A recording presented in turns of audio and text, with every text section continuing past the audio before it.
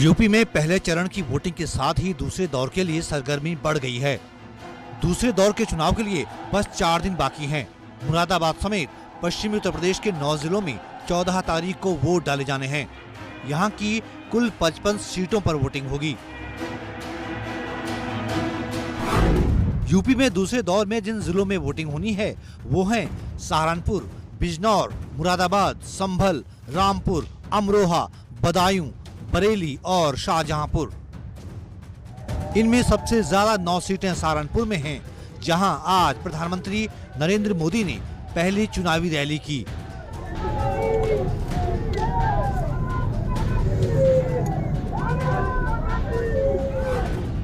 आठ सीटें बिजनौर जिले में आती हैं, जहां आज अखिलेश यादव और जयंत चौधरी ने साझा रोड शो किया। है पर्सनालिटी में ठीक ठाक या नहीं उनसे। दूसरे चरण वाले कई चुनाव क्षेत्रों में मुस्लिम वोटरों की भी अच्छी खासी तादाद है। इसी को देखते हुए सबसे ज्यादा 23 मुस्लिमों को बीएसपी ने टिकट दिया है। समाजवादी पार्टी और आरएलडी से 20 मुस्लिम उम्मीदवार लड़ रहे हैं। कांग्रेस ने भी 20 मुस्लिम प्रत्याशियों को टिकट दिया है। बीजेपी ने किसी मुस्लिम को टिकट नहीं दिया, लेकिन उसकी सहयोगी अपना दल ने एक सीट से मुस्लिम प्रत्याशी उतारा है।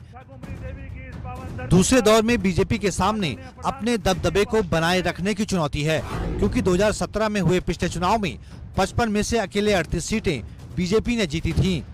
समाजवादी पार्टी ने 15 सीटें जीती थीं, जबकि कांग्रेस को यहां से महज 2 सीटें ही मिली थीं। इस बार इन 9 जिलों में चुनावी ऊंट किस करवट बैठेगा, ये देखना बाकी है। जय जय श्री राम। नमस्कार, कौन बनेगा मुख्यमंत्री के साथ हाजिर हूं मैं रुमाना इसार खान। और कौन बनेंगे मुख्यमंत्री का काफिला आज मुरादाबाद में है। आपको बता दें, पीतल नगरी मुरादाबाद, यहां दूसरे चरण में वोट डाले जाने हैं और ऐसे में वोटों को लेकर घमासान इस अंदाज में है कि दूसरे चरण के लिए प्रचार जोरों पर है। खास मेहमानों का सबसे पहले आपसे परिचय करा देती हूं, जो इस पीतल नगरी में हमारे साथ इस वक्त जुड़ रहे हैं। एक एक करके आपका परिचय कराएंगे। बीजेपी की तरफ से डॉक्टर विशेष गुप्ता, जोरदार तालियां डॉक्टर विशेष गुप्ता के लिए। दूसरे खास मेहमान समाजवादी पार्टी की तरफ से यूसुफ मलिक साहब, यूसुफ मलिक साहब का स्वागत कीजिए। कांग्रेस की तरफ से मेहमान का हम इंतजार कर रहे हैं और साथ ही हमारे साथ एआईएमआईएम के वकी आमिर साहब मौजूद हैं, प्रत्याशी भी हैं खुद यहां मुरादाबाद नगर सीट से। बहुत स्वागत आप सभी का। मैं इस दूसरे दौर को लेकर चर्चा शुरू करूं उससे पहले आज मतदान का पहला चरण 58 सीटों पर जो इम्तिहान आज हुआ है, उसमें किसका नफा किसका नुकसान, वोटिंग को लेकर किस तरीके का उत्साह, इन तमाम सवालों के जवाब जानने के लिए सबसे पहले आपको लेकर चलते हैं। हमारे साथ हमारे संवाददाताओं की टीम इस वक्त मौजूद है।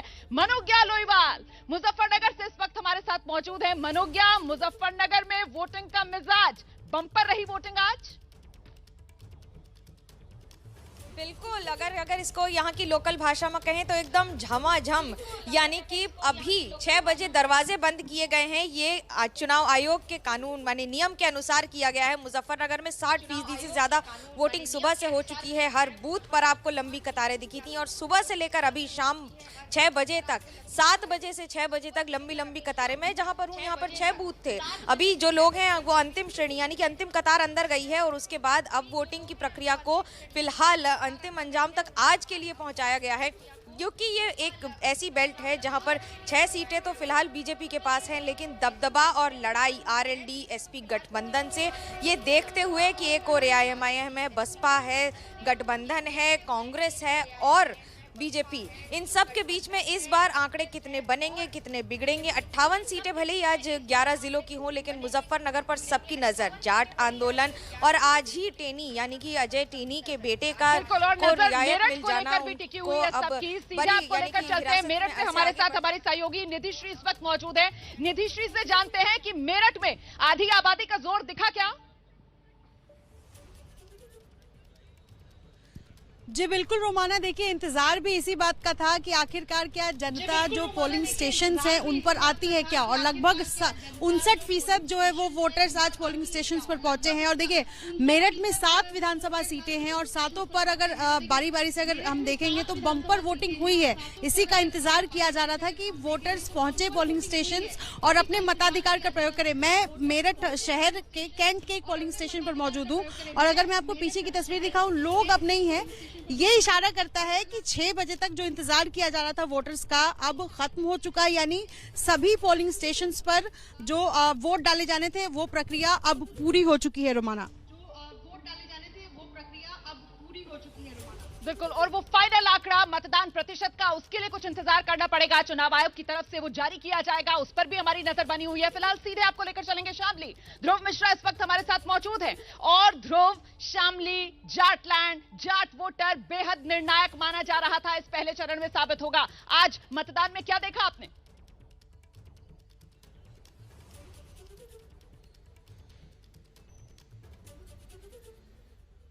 था, ठंड बहुत ज़्यादा थी, लेकिन जो है लोगों की लाइनें लंबी लंबी सुबह से लगी हुई थी। अभी 6 बज रहे हैं। अगर बात करें यहाँ पर, मैं जो सबसे ज़्यादा चर्चाओं में रही सीट कैराना में यहाँ पर मौजूद हूँ। यहाँ जो है शामली की अगर पूरी बात करें तो 5 बजे तक जो है 62% के लगभग यहाँ पर जो है वो परसेंट रहा है। और यहाँ अभी फिलहाल आप देखेंगे कि मेरे पीछे अगर मैं आप दिखाना चाहूँगा कि फिलहाल जो है कोई भी भीड़ यहाँ पर नहीं है। लगभग 6 बजे तक सारी वोटिंग, जो भी लोग थे, जितने भी लोग थे, जितने आने थे, वो सारे आकर के चले गए हैं।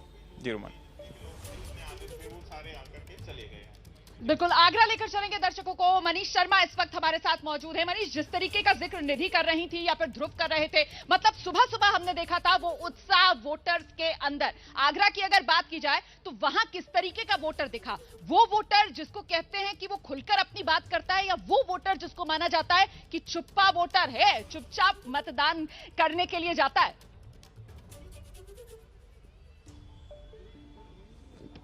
आगरा के नेचर को समझने के लिए रोमाना हमको ये समझना होगा कि यहाँ की 9 की 9 सीट पूरी तरह से बीजेपी के पास थी। इस बार मुकाबला थोड़ा सा फंसा हुआ दिख रहा है। और अगर वोटिंग प्रतिशत की बात की जाए तो जिन 9 सीटों का मैं जिक्र कर रहा हूँ वहां पर हालांकि अंतिम आंकड़ा नहीं आया है, लेकिन ये माना जा सकता है कि यहाँ पर तकरीबन 61 से 65 के बीच में कहीं जाकर ये आंकड़ा रुकेगा। सुबह बेहद सर्दी का मौसम था, घना कोहरा था, तो 11 बजे तक वोटिंग का प्रतिशत महज 8 था। लेकिन जैसे जैसे दोपहर हुई और मौसम खुलना शुरू हुआ, लोग घरों से निकलने शुरू हुए। और खास बात यह है कि दोपहर बाद तक अचानक जो 3 बजे बाद वोटों का प्रतिशत एकाएक बढ़ने लगा। खासतौर पर आधी आबादी का जिक्र जो आप कर रही थी। जी बिल्कुल, बहुत बहुत शुक्रिया आपका मनीष शर्मा। तो कुल मिलाकर देखना दिलचस्प होगा। 2017 का अगर मैं जिक्र करूं तो 2017 में ये जो 58 सीटें जिस पर आज वोट डाले जा रहे हैं, यहां पर करीब 64% मतदान हुआ था। इस बार के आंकड़े का इंतजार। लेकिन अब सवाल ये है कि क्या लग रहा है आप सबको, ये पहले चरण का मतदान जो हो रहा है, क्या ये दूसरे चरण की 55 सीटों पर चुनावी मिजाज को तय करेगा? हाँ या ना? जोरदार आवाज। बिल्कुल करेगा। तो लेकिन अब मेहमानों का रुख करेंगे और मेहमानों से जरा ये जानते हैं कि पहले चरण में तो हम देख रहे थे किसानों का मुद्दा जो है वो सबसे बड़े मुद्दे के तौर पर उभर कर सामने आ रहा था, पर दूसरा फेज आते आते किसानों का मुद्दा थोड़ा पीछे जाते हुए नजर आ रहा है और ध्रुवीकरण का मामला जो है वो बढ़ता हुआ नजर क्यों आ रहा है? यूसुफ मलिक साहब, देखिए, कोई ध्रुवीकरण नहीं होने वाला। किसानों का मुद्दा मेन है और कानून व्यवस्था, बेरोजगारी, ये मुद्दे मेन रहे। और जहां तक ध्रुवीकरण का मामला है, कितना भी ये भाजपा अपना प्रोपेगेंडा अपना ले, लेकिन कुछ होने वाला नहीं। भाजपा ध्रुवीकरण जो है वो भाजपा कर रही है? विशेष गुप्ता जी, नहीं, ऐसा नहीं है। अगर आप देखें कुल मिला के, वो सीधे आप पर आरोप लगा रहे हैं, कह रहे हैं भाजपा कर रही है। नहीं, आप देखें ना, अपने इतिहास को भी झांक के देखना पड़ेगा। कैराना को देखना पड़ेगा, जहां से 362 लोगों ने वहां से पलायन किया। हमें देखना पड़ेगा मुजफ्फरनगर के कवाल को, जहां पर लड़की के छेड़छानी को लेकर दंगा फसाद हुए थे। ये सारा का सारा ऐसा क्षेत्र है जो क्षेत्र निश्चित तौर पर भाजपा की सीटें केवल इसलिए आएंगी क्योंकि हम किसी प्रकार की ध्रुवीकरण की बात नहीं करते, हम सद्भाव की बात करते हैं, हम समानता की बात। ठीक है, मैं जवाब लूंगी। और सर, मैं ये कहते हुए जवाब लूंगी कि नहीं भूलना चाहिए ये 2022 विधानसभा चुनाव, इस चुनाव में अगर सबसे पहले किसी ने जिन्ना का जिक्र किया तो वो आपकी पार्टी के नेता थे अखिलेश यादव जी। देखिए, पाकिस्तान बनने के बाद जिन्ना पाकिस्तान चले गए, जिन्ना का भूत चुनाव में ही आता निकल गए। अभी हमारे बड़े भाई ने एक बात कही कि बेटियों का एक छेड़छाड़ का मामला हुआ, पर इस सरकार में जितने भी मामले आप देखेंगे, बेटियों का बलात्कार भी हुआ, उनको जला के भी मार दिया गया। ये इसी सरकार ने ट्रेंड सिखाया है। और जहां तक सवाल ध्रुवीकरण का है, तो भाजपा केवल जिन्ना नकाब, इन सब चीजों को लेके चुनाव में आती है, उसके बाद सब खत्म हो जाता है। नहीं, लेकिन अगर ध्रुवीकरण होता है तो ये जो सेकंड फेज है ना, अगर ध्रुवीकरण होता है तो यहाँ पर तो कई जिले ऐसे हैं जहाँ पर मुस्लिम आबादी जो है वो 40 नहीं बल्कि 45% से भी ज्यादा है। तो फिर मतलब मामला तो फायदा दोनों तरफ हो सकता है, दो धारी तलवार की तरह है मामला। ये दोनों मिले हुए हैं, सपा और भाजपा दोनों मिले हुए हैं पार्लियामेंट में। आप देखिए मुलायम सिंह यादव, आप क्या करें, मजे ले रहे हैं आप? अरे भाई आप देख लीजिए पार्लियामेंट में मुलायम सिंह यादव साफ साफ कहते हैं कि हम कामना करते हैं कि मोदी जी प्रधानमंत्री बने। यही लोग करते हैं सारे, ये बीजेपी के एजेंट हैं सब। आप बी टीम तो आपको कहा जाता है बीजेपी की पार्लियामेंट में। अरे पार्लियामेंट में हमने कहा क्या मैडम? हिजाब का मुद्दा, वो कर्नाटक वाला हिजाब का जो मुद्दा है उसको यूपी में लेकर आने का श्रेय तो आपको लेना पड़ेगा सर। थैंक यू बोल दीजिए आप, थैंक यू बोलिए। बिल्कुल बोलेंगे, हिजाब पर बोलेंगे, नकाब पे बोलेंगे, टोपी पे बोलेंगे, दाढ़ी पे बोलेंगे, बिल्कुल बोलेंगे, आखिर तक बोलेंगे। कौन हमसे ये अधिकार छीन लेगा? जब संविधान हमें अधिकार दे रहा है, कौन हमसे छीन लेगा अधिकार? ये कौन छीन सकता है अधिकार? जो जिस देश में किसी को बिकनी पहनने की इजाजत है अपनी मर्जी से, और वही महिला भी ये चाहती है कि वो नकाब पहने, आप रोक लेंगे उसको? सर स्कूल का मामला, कॉलेज का मामला, यूनिफॉर्म का मामला, कहीं भी अपनी मर्जी से कुछ भी पहनकर चले जाएंगे। धार्मिक चिन्हों को आप नहीं हटा सकते। हर किसी की, आप किसी का सिंदूर हटा अब तो बोल बदल लीजिए। अब तो हाईकोर्ट ने निर्देश दे दिया है कि सोमवार तक हिजाब पहनकर जाने की इजाजत नहीं है। अब नहीं है, सोमवार तक नहीं है, तो तब तक तो जरा लगाम लगाइए ना, तब तक तो लगाम है। सुप्रीम कोर्ट भी तो है, सुप्रीम कोर्ट भी तो है। बिल्कुल हिजाब के लिए लड़ा जाएगा, आखिर तक लड़ेंगे। अच्छा, यहाँ पर हिजाब के लिए लड़ाई चल रही है। देखिए देर से आए हैं, कहाँ रह गए थे? पहले तो जरा इनकी क्लास लगाते हैं। कांग्रेस के नेता हैं सचिन जी, कहाँ रह गए आप? मैं जो गड्ढा मुक्त सड़कें हैं उनके माध्यम से मौके पे चौका है ये। बहुत संघर्ष करके 3 घंटे पहले चला था। बाय गॉड, बीजेपी की सरकार अगर दोबारा आई तो समुद्र बना देंगे ये लोग, और इसके जिम्मेदार ओवैसी साहब होंगे। अगर बीजेपी सरकार बनाती है तो इसके जिम्मेदार बसपा और ओवैसी साहब दोनों होंगे। एक मिनट एक सेकंड, विशेष गुप्ता जी आप जवाब जरूर दीजिएगा, लेकिन पहले यहाँ पर जो आरोप यहाँ लगा रहे हैं, कह रहे हैं कि अगर बीजेपी में सत्ता आएगी, बीजेपी सत्ता में, तो मतलब बी टीम आप हैं, AIMIM। कांग्रेस की 5 सीटें हैं, 403 सीटों पर लड़ रहे हैं, सब जगह वोट काट रहे हैं। भाई साहब आपकी तो एक भी नहीं है। हम तो तैयारी कर रहे हैं, पहली बार आए हैं और इतना डर गए पहली बार में। आप झूठ बोल रहे हैं, पहली बार, पिछली बार भी तो चुनाव लड़े थे और जमानत जब्त हुई थी 2017 में, याद है? जमानत जब्त। पिछली बार भागीदारी परिवर्तन मोर्चा नहीं था, अब है। इनकी लड़ाई बीजेपी से होती तो ये हमारे पास आके हमें नमस्ते करते। इनकी लड़ाई बीजेपी से है ही नहीं।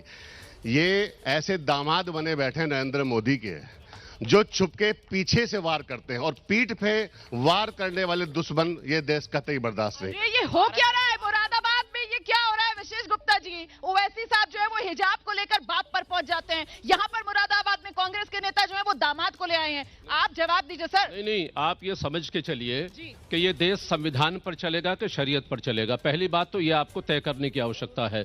दूसरा ये देखिए कि जो हिजाब की बात है, हिजाब एक व्यक्तिगत अपनी शैली हो सकती है, लेकिन जहां स्कूलों में यूनिफॉर्म लाने की बात हुई थी, केवल इसलिए जहां गरीब है, बड़ा है, छोटा है, अमीर है, समान दिखाई दे, उसमें वंचनाओं के भाव पैदा ना हो। और यही कारण है कि आज हाईकोर्ट ने संविधान के अनुसार निर्णय दिया है। वो बात तो हो गई। यहाँ तो वो कह रहे हैं आपकी बी टीम है AIMM, आपका और AIMM के बीच में मैच फिक्स्ड है। बिल्कुल, ये बिल्कुल कहना गलत है। जो देखिए यहाँ पर कौन है, एक तरफ से AIMIM की बात हो रही है, दूसरी तरफ से आप उन्हीं के आरोप का जवाब दे रहे हैं। जो भाषा ओवैसी साहब बोल रहे हैं वो निश्चित तौर पर वो भाषा बीजेपी की हो ही नहीं सकती है, निश्चित तौर पर कहीं नहीं हो सकती। ये बात गलत तरीके से आरोप लगाना गलत नहीं। ठीक है, समाजवादी पार्टी इसमें क्या सोचती है?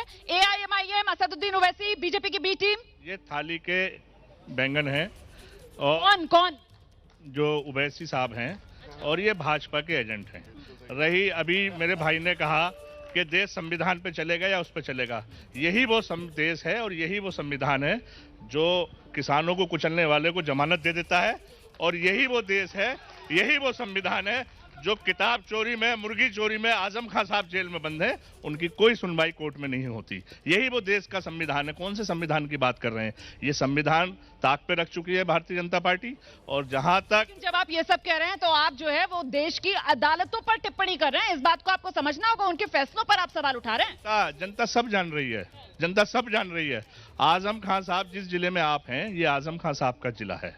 जिस जिले में आजम खान साहब की सुनवाई नहीं होती। एक ऐसी धारा 504, 506 जो आम आदमी जमानत लेके घर चला आता है, उसकी कोई सुनवाई नहीं। कातिल को जमानत। सचिन जी जो है वो बहुत हाँ मिला रहे हैं। समाजवादी पार्टी के नेता की सहमत हैं आप? मैं सहमत हूं। मुसलमान को डराकर आजम खां को बंद करके मुर्गी चोर बकरी चोर के केस लगा के मुसलमान को डराया नहीं जा सकता। ये देश सबका है, किसी के बाप का है नहीं। आप ये कह रहे हैं कि आजम खान को जेल भेजना मतलब मुसलमान को डराना, ये संदेश देने की कोशिश की गई?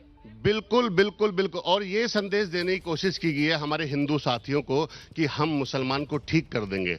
लेकिन मुसलमान के यहाँ आज भी रोज बिरयानी बनती है। हिंदू के बहुत सारे परिवार मैंने भूखे मरते हुए देखे हैं इसी सरकार में। नहीं, सचिन जी ये क्या कह रहे हैं आप सर? मतलब हिंदुओं को आपको कह रहे हैं कि वो हिंदू मजे ले रहे हैं, हिंदू साथी जो है वो एंजॉय कर रहे हैं आजम खान का जेल में जाना? मैं बताता हूँ। बहुत सारे लोगों के रोजगार छिटे इस देश में, जो ज्यादा मैं रोजगार पर आ जाऊं बाद में, पहले आजम खान को लेकर तो जवाब ले लूं। अच्छा चलिए। देखिए, नुकसान किसका होता है? जो जायज संख्या में होता है। और जायज संख्या में हिंदुस्तान में कौन है? खासकर हिंदू हैं। और सबसे ज्यादा रोजगार किसके कारखाने किसके बंद हुए? हिंदुओं के बंद हुए। नरेंद्र मोदी ने हिंदुओं के पेट पर लात मारी है। ये मेरा। और ये आप संसद में सुनते नहीं है प्रधानमंत्री मोदी को। अभी वो अभिभाषण पर जब राष्ट्रपति के अभिभाषण पर जब जवाब दे रहे थे, उनकी तरफ से बताया गया किस तरीके से ईपीएफओ के तहत नए जो खाते खुले हैं उसके तहत भरमार रोजगार की हुई है पिछले वित्त वर्ष में। मेरे उत्तर प्रदेश में 5 लाख रोजगार नए बता दें पिछले 5 साल में। अभी पूछती हूँ मैं विशेष गुप्ता जी से। सर बताएंगे? सर बताइए। उत्तर प्रदेश की बात करें कि आप डाटा उठाकर देखें, तथ्यों का विश्लेषण करें, उसमें स्पष्ट तौर पर 5 लाख युवाओं को नौकरी दी गई है। इससे पहले जरा, अरे उत्तर प्रदेश में दी गई है, डाटा बोलता। आप गूगल को खगोल के देखिए। और आज और आज जिस भ्रष्टाचार की बात कर रहे हैं भाई, आप ही के शीर्ष नेताओं ने कहा था कि भाई 100 पैसे की जगह 15 पैसे पहुंचते हैं, 85 पैसे कहाँ गए भाई? आप ये बताओ ना। तो सारे करप्शन का जितना मामला है वो पिछली सरकारों के गड्ढे पाटने में हमें। मतलब वो जो भ्रष्टाचार लीक होता था, 1 रुपया। बैठिए ऐसे नहीं हो सकता। बैठिए। देखिए मैं एक सेकंड। आप सब मेहमान है यहाँ पर, आप सबसे गुजारिश है बैठे रहिए। एक एक करके सबके पास आऊंगी, सबकी बात वहां तक पहुंचेगी, लेकिन संयम के साथ, वरना नहीं आ पाऊंगी। सर जल्दी से जवाब दीजिए सचिन जी, फिर मैं कुछ सवाल लूंगी।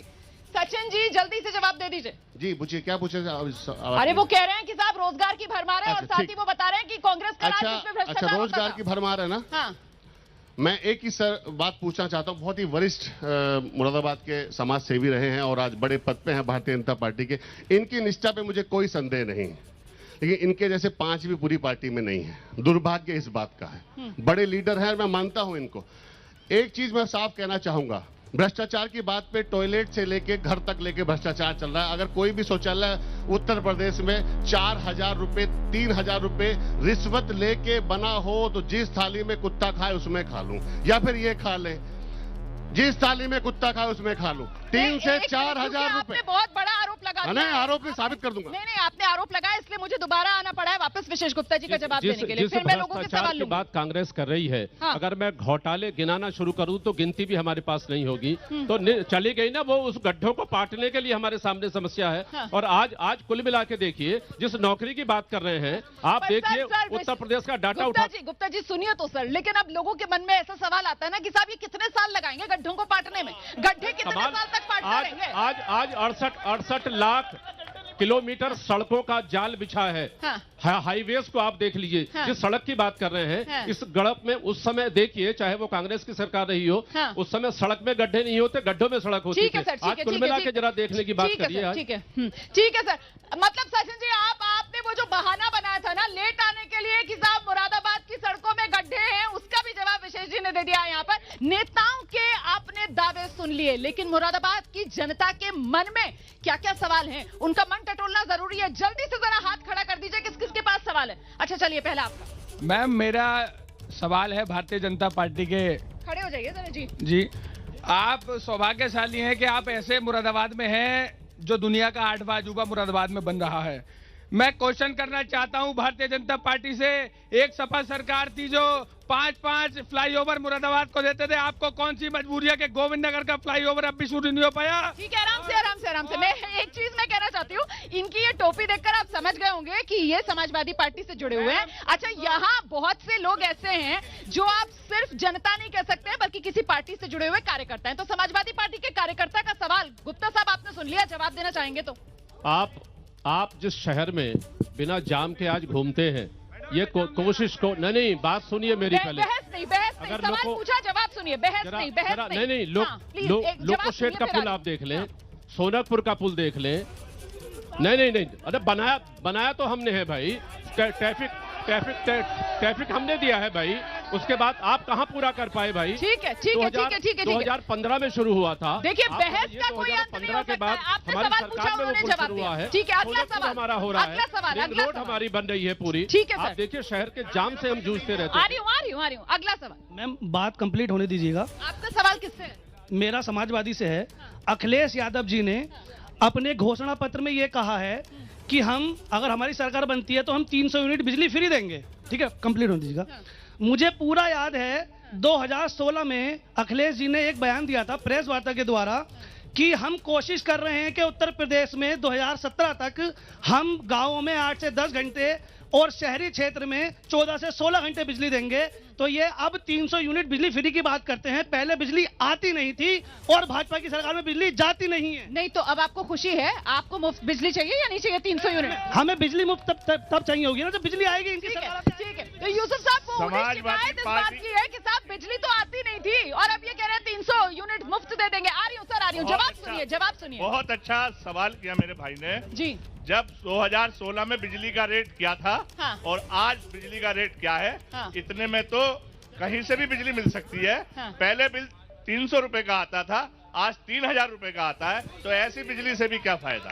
ठीक है। हम बिजली फ्री देंगे, 300 यूनिट फ्री देंगे, गरीबों को और किसानों को मुफ्त देंगे। ठीक है, और सवाल जी। मेरा बीजेपी के अपने मंत्री जी से सवाल है कि मुरादाबाद नहीं, पूरे उत्तर प्रदेश और हिंदुस्तान के अंदर डबल इंजन की सरकार इनकी। मेरा भी सवाल है बीजेपी से। मुरादाबाद को एक ये यूनिवर्सिटी नहीं दे सके, एक मेडिकल कॉलेज नहीं दे सके। दूसरा एक सवाल बैठिए, देख रहे हैं आप यहाँ पर कितने लोग हैं, जल्दी से जवाब दे दीजिए जी। यूनिवर्सिटी का प्रस्ताव चला गया है, तैयार है भाई, पूरा प्रस्ताव गया है, यूनिवर्सिटी खुलने की तैयारी है। मेडिकल कॉलेज की कैसी बात? नहीं, झूठ नहीं है। हाँ। यहाँ पर प्रशासन से पूछिए भाई। ठीक है। रितेश गुप्ता जी ने पूरा प्रयास किया उस काम के लिए। हाँ। पूरा का पूरा प्रस्ताव मुख्यमंत्री पर है। मुख्यमंत्री ने वायदा किया है इस बात के लिए। नहीं, ठीक है सर, आपने अपना जवाब दे दिया। मेरी बात सुन लीजिए, यहाँ पर झूठ सच का फैसला मत कीजिए। आप सवाल पूछिए, वो जवाब दे रहे हैं और फिर जनता तय करेगी ना, जनता तय कर देगी। कुछ और सवाल जल्दी से। मेरा ओवैसी साहब की पार्टी से सवाल है, ये बरसात की तरह जो है चुनाव के टाइम में ही क्यों हर प्रदेश में जाते हैं? वकील साहब, खाता खुला, आपके हिस्से का सवाल। जल्दी से माइक दीजिए वकील साहब को। ये बरसात के मेंढक की तरह है। चलिए, मेंढक तो उन्होंने कहा था, आपने कह दिया। दूसरी बात, ओवैसी साहब 2017 में भी आए थे और हम लगातार यहाँ पे मेहनत कर रहे हैं, लोगों से बातचीत कर रहे हैं। देखिए, ये हिस्सेदारी की लड़ाई है।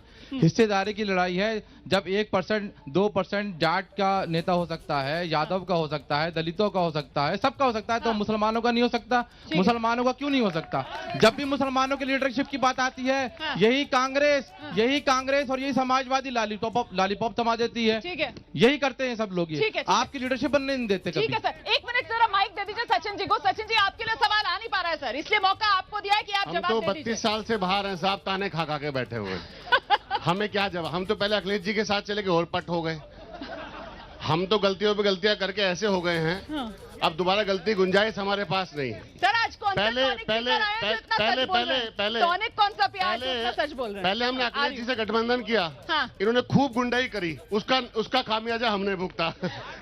हमने गठबंधन कर लिया।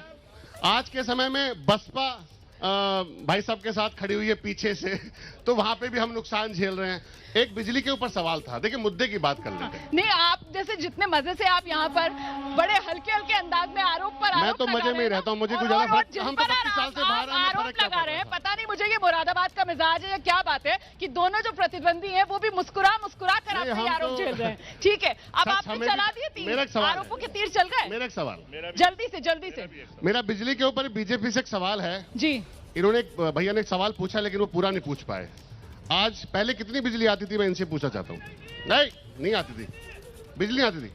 विशेष जी, कितनी बिजली आती थी पहले? नहीं आती थी, 4-5 घंटे आती थी और केवल कुछ घरों में आती थी केवल। ठीक है, तो फिर तो जो ये इतने बड़े हुए हैं विशेष जी, क्या खा के पैदा हुए हैं? क्योंकि यहाँ पे तो बिना बिजली कुछ होता नहीं है। केवल कुछ घरों में बिजली आती थी, जहाँ तक मेरे भाई बिजली के कम बिल की बात कर रहे थे। जब बिजली आएगी नहीं तो बिल तो कम ही आएगा। आज जब 24 घंटे बिजली आती है तो बिल तो बढ़ेगा ही। मुझे लगता है, देखिए, सवाल पूछिए और जवाब मेरी बात पूरी जवाब सुनिए। कुछ और सवाल, जनता के सवाल सर, जनता के सवाल। आप लोगों से जनता की तरफ से पूछ रहा हूं। अरे आप लोगों से जनता सवाल पूछेगी, रुकिए। तो मेरा सवाल आदरणीय विशेष गुप्ता जी से है कि आज 20,000 करोड़ रुपए की इंडस्ट्री, मुरादाबाद की इंडस्ट्री बर्बादी पे क्यों है? पिछले नरेंद्र मोदी जी की 7 साल की सरकार में 1 रुपए का बजट इंडस्ट्री के लिए क्यों नहीं लाए? आज यहाँ तो वन डिस्ट्रिक्ट वन प्रोडक्ट की बात की जा रही है, आप कह रहे बर्बादी की। एक और सवाल, एक और, उसके बाद आप जवाब एक साथ दीजिएगा। ठीक है, 1 मिनट बैठ जाइए। मेरा सवाल समाजवादी पार्टी और बीजेपी से दोनों से है। 2017 में 500 बीघे जमीन यहाँ आर्टिजन्स पार्क के लिए दी गई थी, वो आज तक डेवलप नहीं हुई। मेरा सवाल इन दोनों पार्टियों से, अगर ये बनेंगे, अब उत्तर प्रदेश में सरकार बनाएंगे दोनों में से कोई भी, तो कौन उसे डेवलप करेगा? चलिए सर, ये कहाँ रह गया काम अधूरा? अभी भी ये कह रहे हैं जवाब। कांग्रेस की सरकार को अगर आप देखें तो मुरादाबाद में जो ब्रास इंडस्ट्री का कारोबार है वो आज 7,000 करोड़ का है तकरीबन। नहीं, बात सुनिए। अब वर्तमान में कांग्रेस की सरकार को अगर आप देखें तो सरकार की जिम्मेदारी थी है ब्रासवेयर कॉरपोरेशन बना था, और कॉरपोरेशन बनाने के पीछे मकसद केवल ये था कि जो आर्टिजन काम करता है उस आर्टिजन को पूरा प्रशिक्षित करके हम लगाएंगे।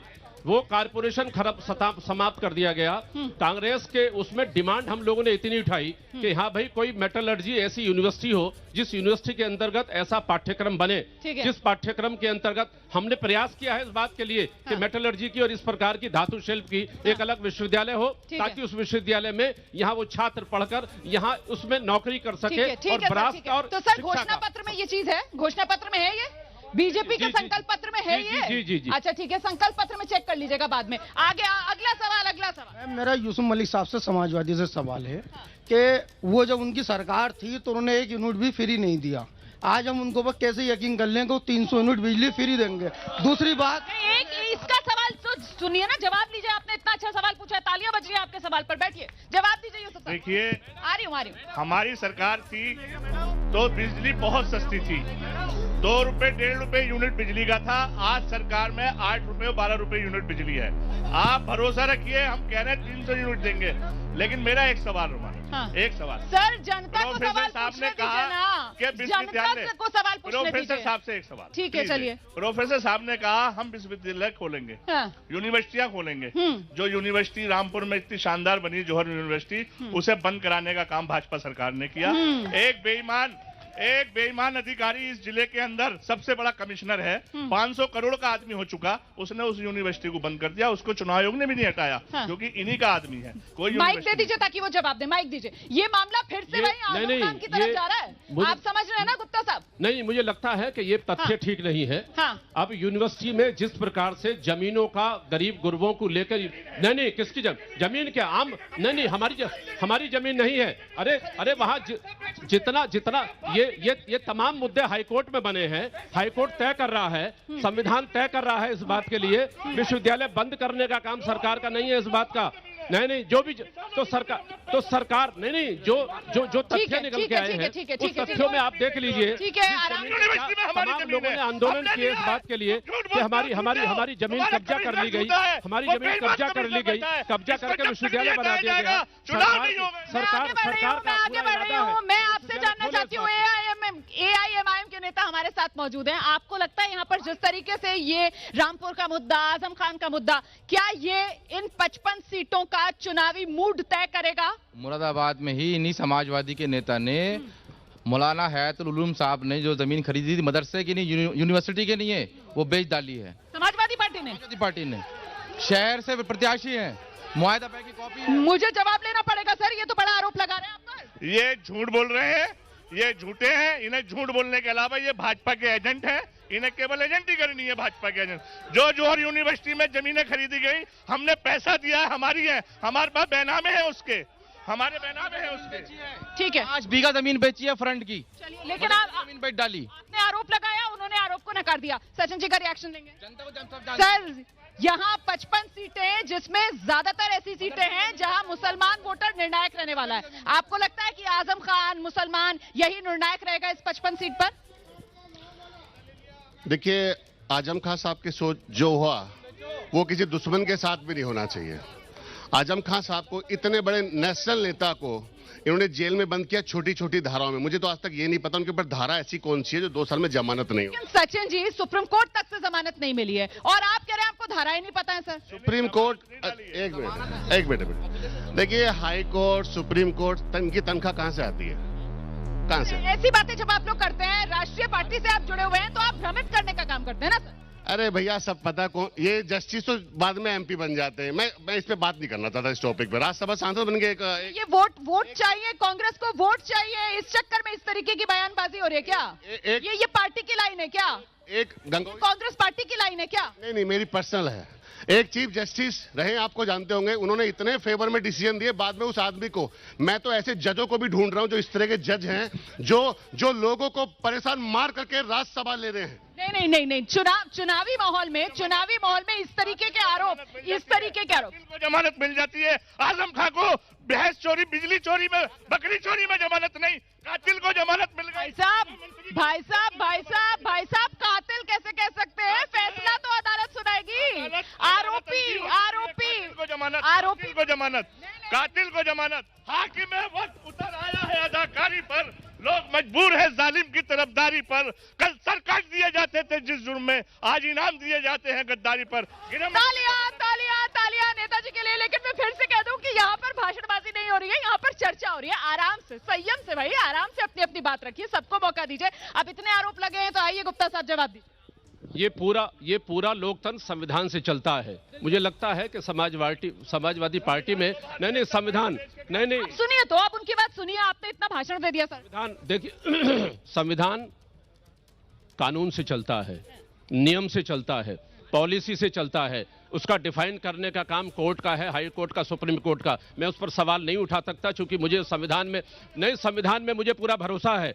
और इसलिए अगर कोई एनालिसिस करने का काम, अगर आजम खान साहब की जमानत नहीं हुई है तो इसके लिए कोर्ट में जो भी अर्जी दाखिल हुई है उसका विश्लेषण करने का काम कानून के अंतर्गत हो रहा है।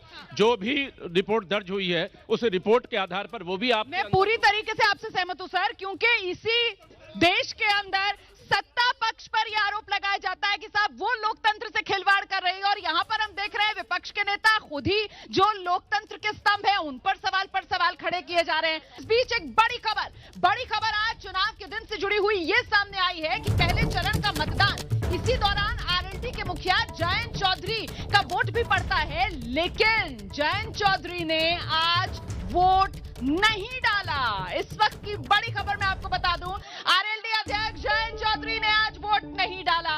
अब है ना हैरान करने वाली खबर, कहां तो ये नेता सबके घर घर जाते हैं, वोट करने की अपील करते हैं, लेकिन जब खुद मौका आता है करके दिखाने का तो फिर नेताजी चूक जाते हैं। अब आरएलडी की तरफ से तो यहां पर हमारे साथ कोई मेहमान है नहीं, लेकिन साथ ही आप ही के हैं यूसुफ साहब, ऐसा क्यों किया, वोट क्यों नहीं डाला? देखिए, भारतीय जनता पार्टी के पास पूरी फौज है और गठबंधन के पास सिर्फ 2 बड़े नेता हैं, एक अखिलेश यादव। अब आप सुन लीजिए, प्रचार के दौरान अगर एक वोट रह गया तो उनके वोट की जो भरपाई है वो जनता अपने आप कर देगी। सर, लोकतंत्र का पर्व है ये, इसमें तो ये अपील की जाती है कि बढ़ चढ़ कर आप हिस्सा लीजिए। आप देखिए, कोई बीमार होता है, बुजुर्ग होता है, प्रचार में लगे हुए हैं, भी पहुंचता है। उनके एक वोट की जगह जनता 100 वोट डालेगी उन्हें। सर, पहले मतदान फिर जलपान। जवान, यहाँ तक की बात की प्रचार जाती के दौरान उनसे छूट गया, उनका वोट कहीं था। तो सर सॉरी कह दीजिए ना, सॉरी कह दीजिए। सॉरी क्यों कहे, आप कहेंगे तो कह देंगे, अगर आपसे कहना है तो बोले देते। नहीं सॉरी तो बनती है ना, सॉरी तो बनती है सर, मतदान तो करना चाहिए था। आप कह रही हैं तो सॉरी। ठीक है, शुक्रिया सॉरी कहने के लिए। इस बीच सवाल ले लेते हैं जरा जल्दी से, 1 मिनट। मैं आप दोनों का सवाल ले रही हूँ, ये समाजवादी पार्टी के कार्यकर्ता हैं और ये बीजेपी के कार्यकर्ता हैं, हम दोनों के सवाल सुन लेते हैं। मेरा नाम सिद्धांत भारती और मेरा सवाल मलिक साहब से है। ठीक है। कभी कुछ समय पूर्व में हमारे अखिलेश यादव जी मुरादाबाद आए थे। लोकतंत्र का चौथा स्तंभ माना जाता है मीडिया को। वहाँ उनके कार्यकर्ताओं ने मीडिया से बदतमीजी करी, उनके साथ मारपीट करी। जवाब लेंगे ना इस पर? ठीक है, जवाब लेते हैं। आप सवाल पूछिए जल्दी से। मेरा सवाल गुरुजी से है, विशेष गुप्ता जी से, जो अभी ये कह रहे थे कि उत्तर प्रदेश सरकार ने इतने लाख लोगों को नौकरी दी है। मैं सिर्फ ये पूछना चाहता हूं कि सुपर टेट में इतना बड़ा घोटाला हुआ कि जिसकी कॉपियां तक जला दी गई, अभ्यर्थियों को आत्महत्या करनी पड़ी, क्या उनको नौकरी दी गई अभी तक? जवाब लेते हैं, जवाब। आपके सवाल हो गए, प्लीज बैठिए अपनी अपनी जगह पर। जवाब सर, अखिलेश यादव ने मीडिया के साथ बदतमीजी क्यों की? जवाब दीजिए। मेरे भाई को पता नहीं शायद। हाँ। अखिलेश यादव जी ने कोई बदतमीजी नहीं की। अच्छा। धक्का मुक्की हुई थी, एक पत्रकार साथी है हमारा फरीद शमसी, वो गिर गए। हाँ। अखिलेश जी कभी किसी के साथ बदतमीजी नहीं करते, ये आप भी जानते हैं वो कितने सरल स्वभाव के हैं, वो कितने अच्छे व्यक्ति हैं। ठीक है, कोई मारपीट नहीं। चलिए ठीक है, बहस नहीं। अब माइक दे दीजिए गुप्ता जी को, माइक दे दीजिए। गुप्ता जी माइक ले लीजिए, जवाब दीजिए सर। जहां तक नौकरियों का सवाल है, अरे जवाब सुनिए, जवाब सुन लीजिए जरा। जहां तक नौकरी का सवाल है, नौकरी पर जवाब 4 लाख युवाओं को घोषित तौर पर नौकरी दी गई। पहली बात, पहले सुन लीजिए, बात में बिल्कुल घोषित तौर पर है।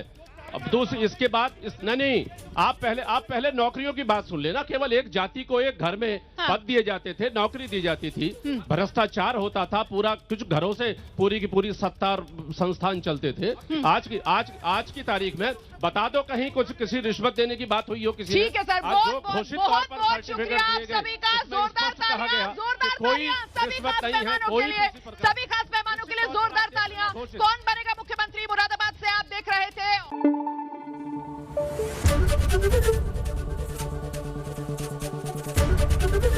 एबीपी न्यूज आपको रखे आगे।